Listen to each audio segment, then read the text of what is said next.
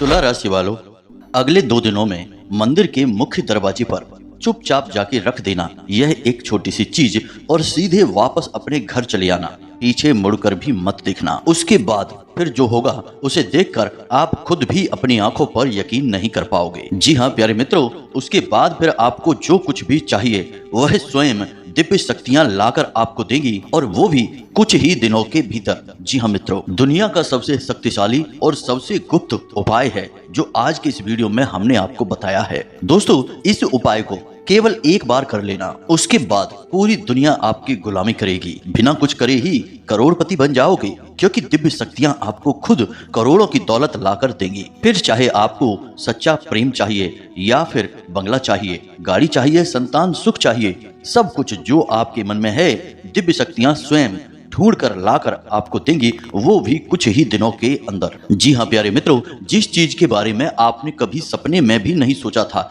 वह चीज आपके हाथों में होगी। दुनिया की हर खुशी आपके पास होगी, यहाँ तक कि आपके दुश्मन भी आपके पैर पकड़कर माफी मांगेंगे और आपकी वाहवाही करेंगे। तो यह क्रिया आपको अगले 2 दिनों में ही करनी है, और इस क्रिया को करने के कुछ विशेष नियम, कुछ विशेष संस्कार भी हैं। सारी बातें आपको विस्तार से हम बताने वाले हैं। वीडियो आपको पूरे मन से, ठंडे दिमाग से अंत तक देखना है, और जो भी बातें हम आपको बताने जा रहे हैं उन बातों को समझकर जीवन में उतारने की कोशिश करना है। आप यदि इस उपाय को करने में जरा सी भी गलती कर देंगे तो इसका कोई भी फल आपको प्राप्त नहीं होगा। इसलिए आपको इस वीडियो को पूरा देखना है और इसमें बताई बातों को एक एक करके नोट कर लेना है, तभी आपके जीवन में किसी प्रकार का बदलाव आ पाएगा। तो जयकारा बोलो माता रानी का, जगत माई महामाई माँ भद्रकाली की जय बोलो, माता रानी के सच्चे दरबार की जय बोलो।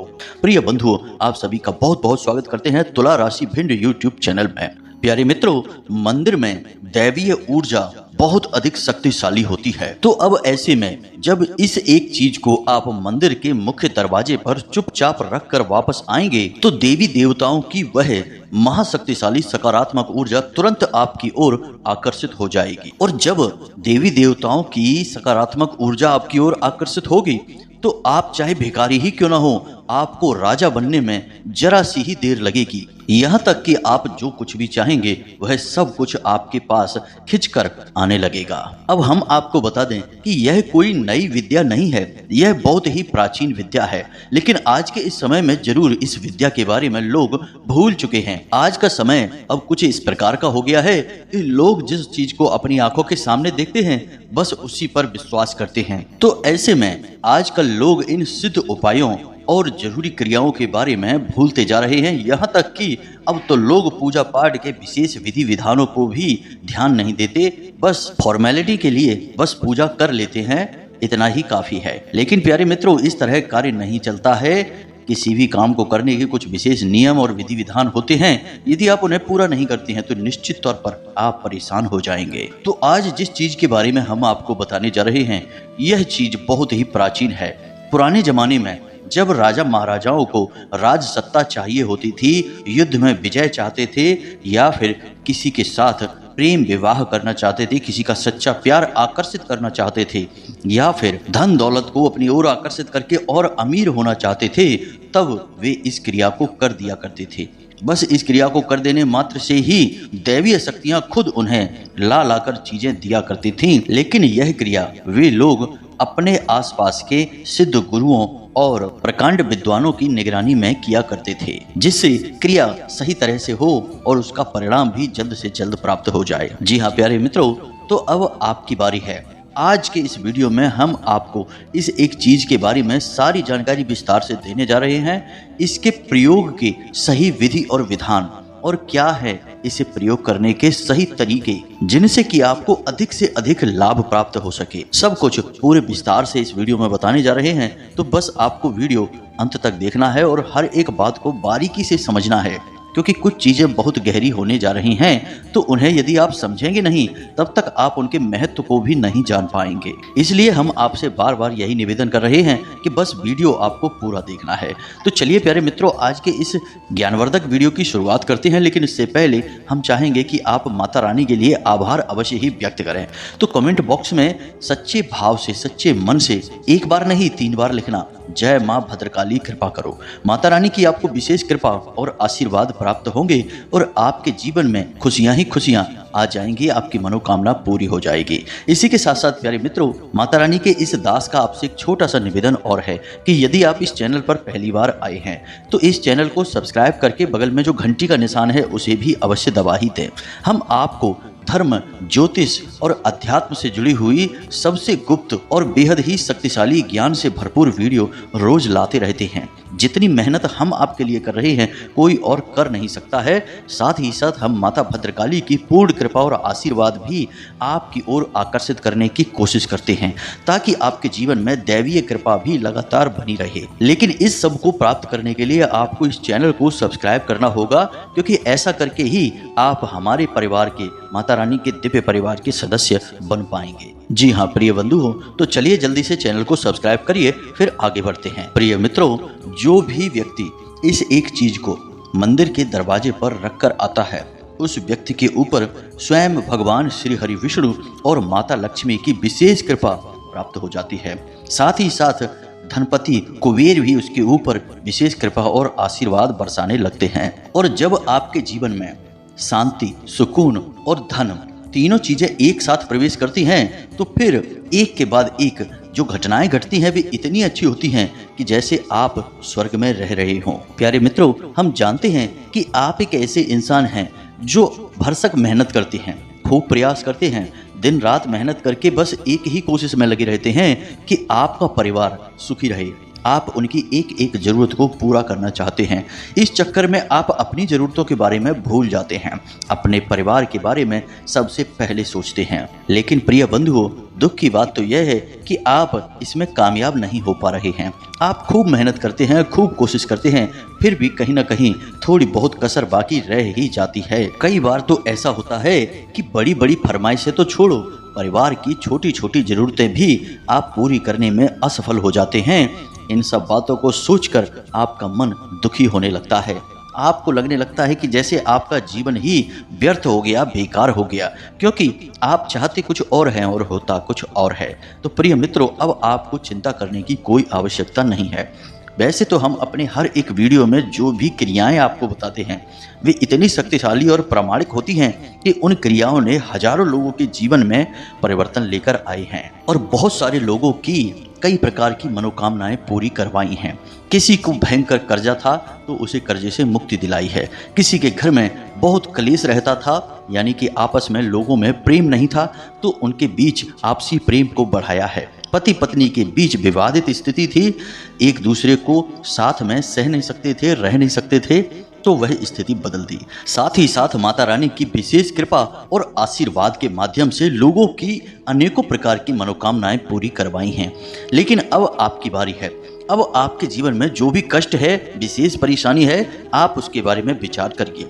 प्रिय मित्रों, एक बात आप याद रखना कि हम जो भी क्रिया दिव्य शक्तियों को प्रसन्न करने के लिए करते हैं उसे अनुष्ठान कहा जाता है। अगर हम अपने मन में किसी विशेष प्रकार की इच्छा को लेकर उस क्रिया को करते हैं तो अब जो क्रिया हम आपको बताने जा रहे हैं वह एक प्रकार का अनुष्ठान ही होगा। तो आपको सबसे पहले अपने मन में एक इच्छा, एक मनोकामना को तय करना होगा। अब ऐसे में आप तय करें कि आपके जीवन में इस समय, आज के इस वक्त में किस चीज की सबसे अधिक आवश्यकता है।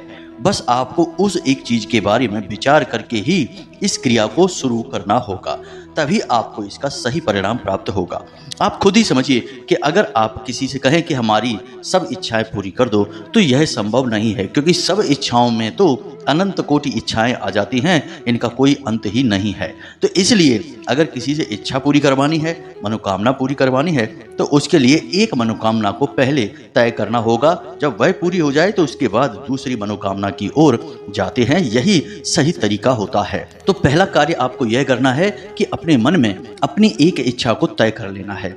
अब दूसरा कार्य जो कि इससे भी ज्यादा जरूरी है वह यह रहेगा कि आपको इस क्रिया के बारे में या फिर इसकी तैयारियों के बारे में किसी से कुछ भी नहीं कहना है, ना ही किसी को कुछ बताना है।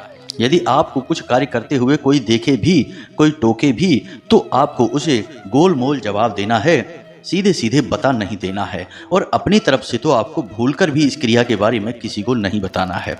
प्यारे मित्रों, हम आपको बता दें कि इस संसार में जितने भी लोग कामयाब हैं, बड़े लोग कहे जाते हैं, वे सभी किसी न किसी रूप से किसी न किसी प्रकार की क्रियाएं करते रहते हैं, कुछ न कुछ विशेष अनुष्ठान अवश्य ही करवाते रहते हैं। लेकिन ये चीजें इतनी गुप्त होती हैं कि इनके बारे में किसी को कानो कान भनक तक नहीं होती है।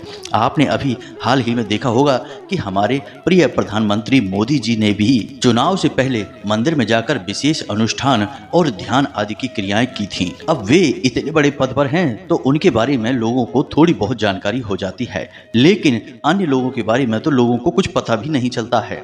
लेकिन इसका प्रमाण यह होता है कि लोग तरह तरह के रत्न पहनते हैं, विशेष नंबर की टी शर्ट वगैरह पहनते हैं और कुछ खास अंकों का ही अपने जीवन में प्रयोग करते हैं।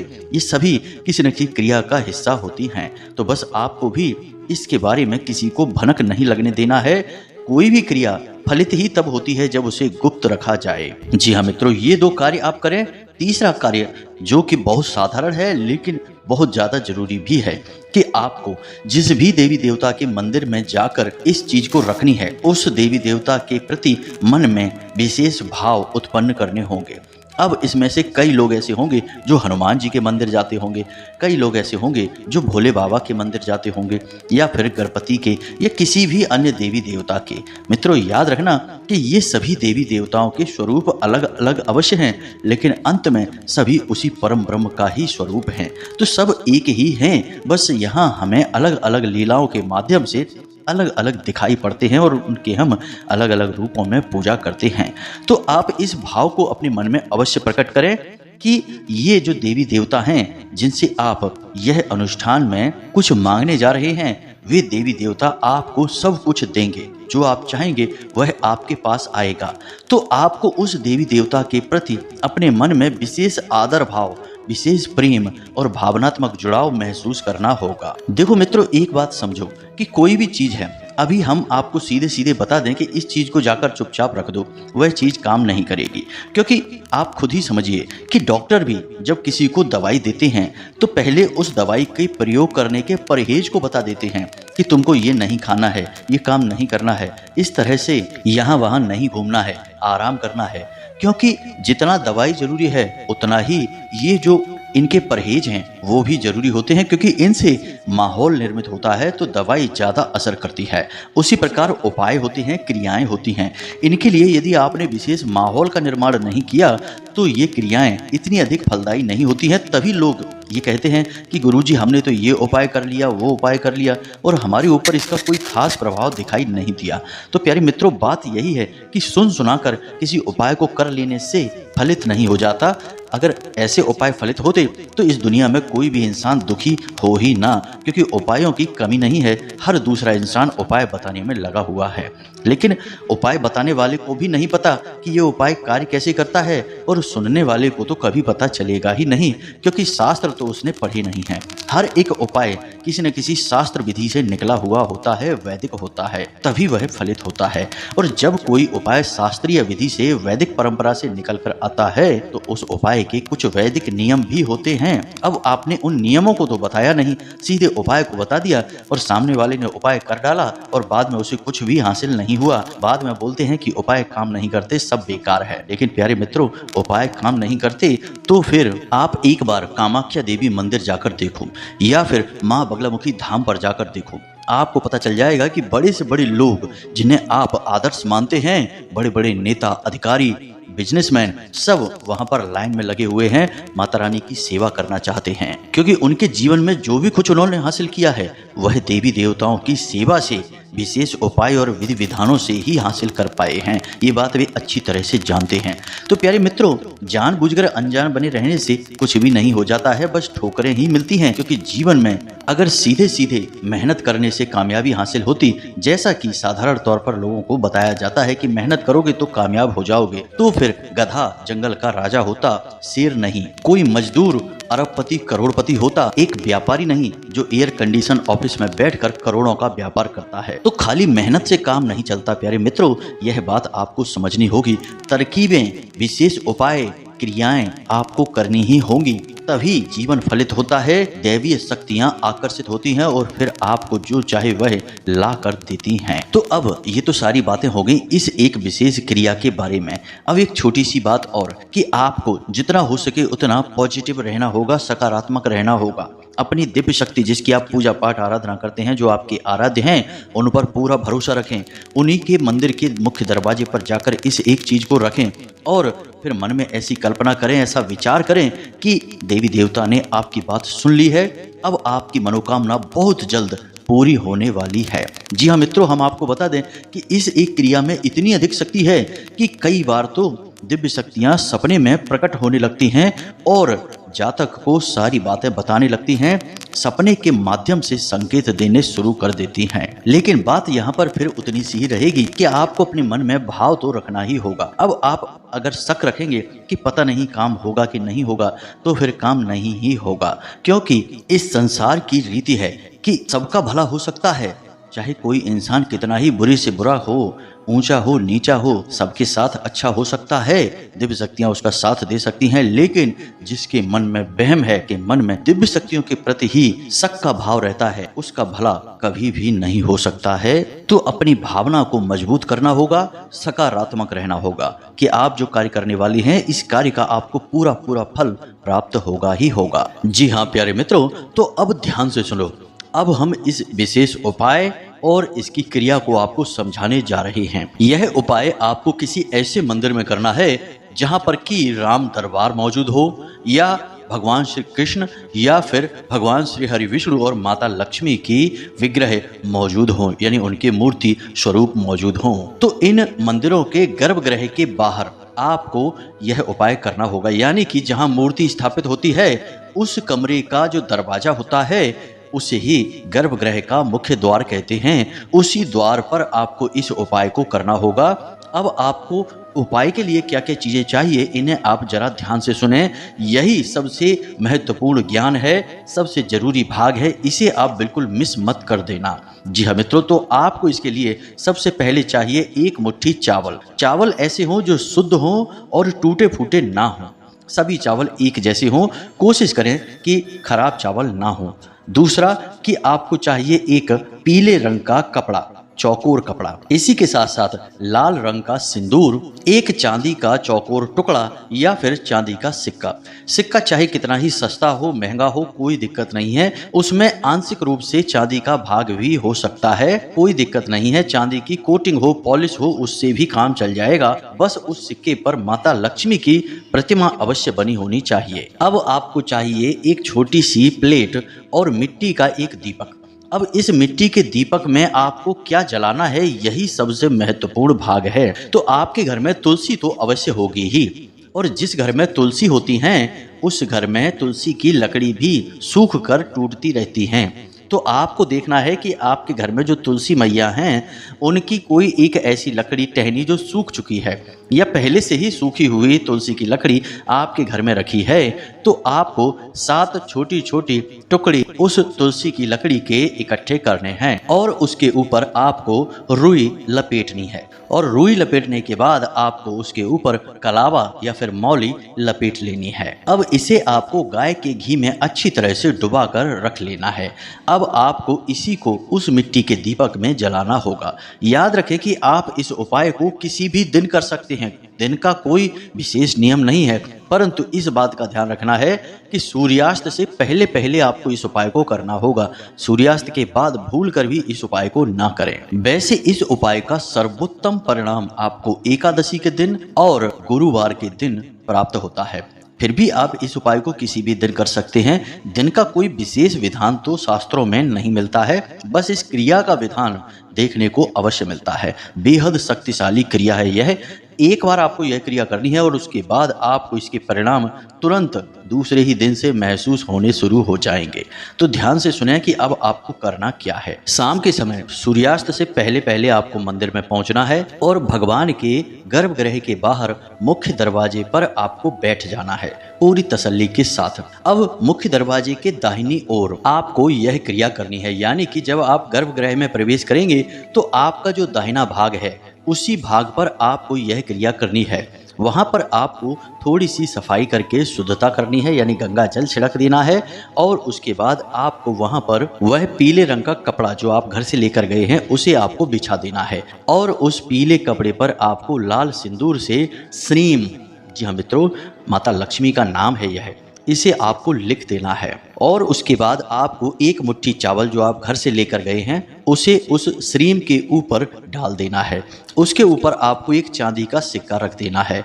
अब उसके ऊपर आप जो छोटी सी प्लेट स्टील की होगी या कोई भी प्लेट हो सकती है लेकर गए हैं उसे आपको रख देना है। और उस प्लेट के ऊपर आपको वह मिट्टी का दीपक रखना है। और मिट्टी के दीपक में आप जो घर से बनाकर ले गए हैं तुलसी मैया की सूखी लकड़ियों की बाती जो गाय के घी में डूबी हुई आप घर से लेकर गए हैं, उन बातियों को आपको उस दीपक में रख देना है और थोड़ा सा घी और डाल देना है।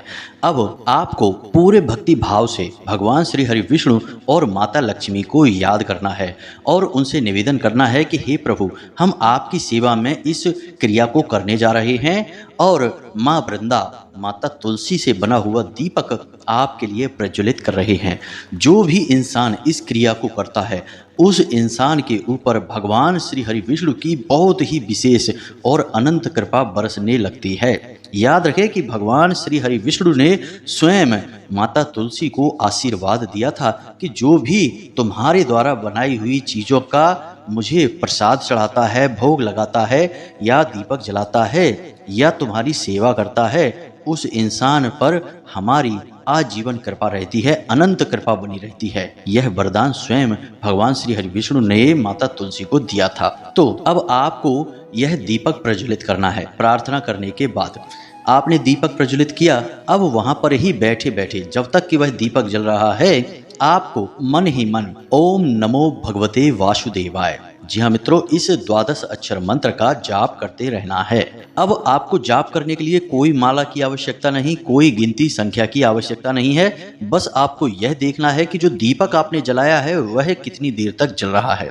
जब वह दीपक शांत हो जाए तो आप अपना जाप करना बंद कर देंगे और भगवान श्री हरि विष्णु और माता लक्ष्मी के लिए निवेदन करेंगे कि आपके जीवन में उनकी कृपा प्रवेश हो और आपके जीवन से हर एक कष्ट समाप्त हो और आपकी विशेष जो मनोकामना है वह जल्द से जल्द पूरी हो जाए। इसके बाद जो प्लेट पर दीपक रखा था उस प्लेट को उठाकर आपको वहीं उसी जगह पर रख देना है, यानी कि उस दरवाजे के दाहिनी ओर रखा छोड़ देना है। और जो नीचे सामग्री थी, पीले कपड़े के ऊपर चावल रखे थे, सिक्का रखा था, उसे आपको पोटली के रूप में लपेट लेना है और उस पर लाल धागे से, जिसे हम मौली या कलावा कहते हैं, उससे लपेट लेना है और आपको 7 बार उसे लपेटना होगा। और उसके बाद आपकी यह पोटली तैयार हो चुकी है जिसमें कि भगवान श्री हरि विष्णु और माता लक्ष्मी की भरपूर कृपा प्रवेश कर चुकी है। अब आपको यही पोटली सीधे अपने घर लाना है और अपने पूजा घर में रखी छोड़ देना है 24 घंटे के लिए। जी हाँ मित्रों, 24 घंटे तक यह पोटली आपके पूजा घर में रहेगी। यदि आपके पूजा घर में माता लक्ष्मी की तस्वीर है तो उस तस्वीर के पास आपको इसे रखना है। अब आपने 24 घंटे के बाद इसे उठाकर आपकी यदि कोई दुकान है, कोई व्यापार है जहाँ पैसे का लेन देन होता है, उस तिजोरी में इसे ले जाकर रख लेना है। या फिर आपके घर में आप जहाँ पैसे रखते हैं उस अलमारी में, तिजोरी में इसे चुपचाप रख देना है। याद रखें कि इस क्रिया के बारे में आपको किसी को नहीं बताना है। जब आप मंदिर से वापस आएंगे तो पीछे मुड़कर नहीं देखना है, किसी से कोई बात नहीं करनी है, किसी भी प्रकार का मन में कोई उल जलूल विचार लेकर नहीं आना है। बस भगवान की भक्ति में रहना है और समझ लेना है कि अब भगवान की आपको विशेष कृपा प्राप्त होगी ही होगी। और एक बात हम आपको और बता दें प्रिय बंधु, कि हमने जिस जिसको इस उपाय के बारे में बताया है उसने हमेशा आज तक हमसे एक ही बात कही है कि गुरुजी, इस उपाय ने तो हमारे जीवन में चमत्कार ही कर दिया। जैसे स्वयं भगवान श्री हरि विष्णु और माता लक्ष्मी प्रकट हो गए हैं हमारे जीवन में, कुछ को तो सपनों के माध्यम से भी माता रानी ने दर्शन दिए हैं या फिर कुछ आंशिक संकेत दिए हैं कि वे उनसे बहुत प्रसन्न हैं। प्रिय मित्रों, फिर से हम कहते हैं कि सारा खेल भाव का है, प्रेम का है, श्रद्धा का है। तो इसी भाव के साथ आप इस उपाय को करिए और फिर हमें इसके परिणाम बताइए कि कैसे प्राप्त हुए आपको नतीजे। अब यदि कोई प्रश्न आपके मन में उठ रहा है तो आप प्रश्न हमसे कमेंट में भी पूछ सकते हैं या फिर सीधे व्हाट्सएप नंबर पर भी मैसेज करके प्रश्न पूछ सकते हैं, हमें जब समय मिलेगा। हमारा ज्यादातर समय साधनाओं में गुजरता है, तो जब हमें समय मिलेगा तो हम आपके प्रश्न देखेंगे और आपको जवाब अवश्य ही देंगे। तो इसी के साथ साथ आज की इस वीडियो को विराम देते हैं। कमेंट में पूरे भक्ति भाव के साथ जय माँ भद्रकाली, जय माता लक्ष्मी अवश्य लिख देना। माता लक्ष्मी की और माँ भद्रकाली की आपको विशेष कृपा प्राप्त होगी। हमेशा हंसते रहें, मुस्कुराते रहें, सकारात्मक रहें। याद रखें कि आपके ऊपर माता रानी की छाया, उनकी कृपा आ चुकी है, क्योंकि आप धाम से जुड़ चुके हैं, माता रानी के दिव्य परिवार के सदस्य बन चुके हैं। तो प्रेम से बोलें जय माई की, जय मां भद्रकाली। माता रानी आपका निश्चित कल्याण करेंगी। धन्यवाद।